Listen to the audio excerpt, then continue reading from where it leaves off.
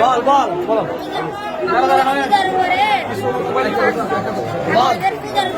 পানি ডালতেছে তখন আমি নিজের চোখে দেখছি আর যখন ওই ছেলেটাকে মারতেছে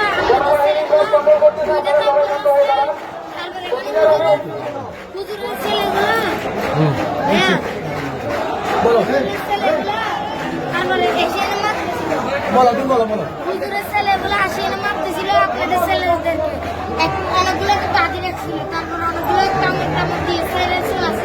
একটা তো আমি ভিতরে ছিলাম ওদের রুমের ভিতরে যখন মারতেছিল ঢুকে গেছিলাম ওর ভিতরে তার একটা রড দিয়ে বাড়ি মারছিল রডটা মানে এখান দিয়ে ঢুকে গেছিলাম তার এটাকে বাইরে করে এখান দিয়ে মানে কাপড় দিয়ে বাঁধছে তবু ওকে বাদাম দিয়ে ব্যাট দিয়ে মাথা সিদ্ধ করে গেলে কই বা হরে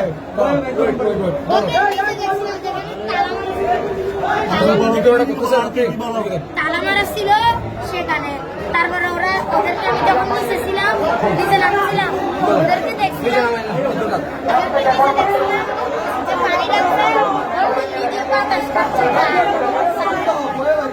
আমি আপনার তোমাকে একটা কথা বলি যে তুমি যখন কোন জায়গা ছিল ভিতরে ছিলাম ওখানে কয়জন থাকতে পারে আমাদের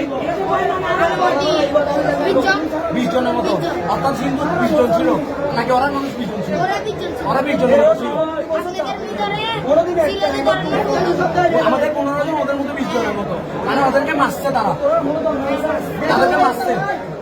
হুজুররা মারছে আমাদের মানে বোঝা যাচ্ছে যে এখানে ওর কথা ও তো মিথ্যা কথা বলবে না আমরা অলরেডি এক্সপোর্ট আছে ও কিন্তু বলতেছে যে কি মারছে জিনিসটা তাকে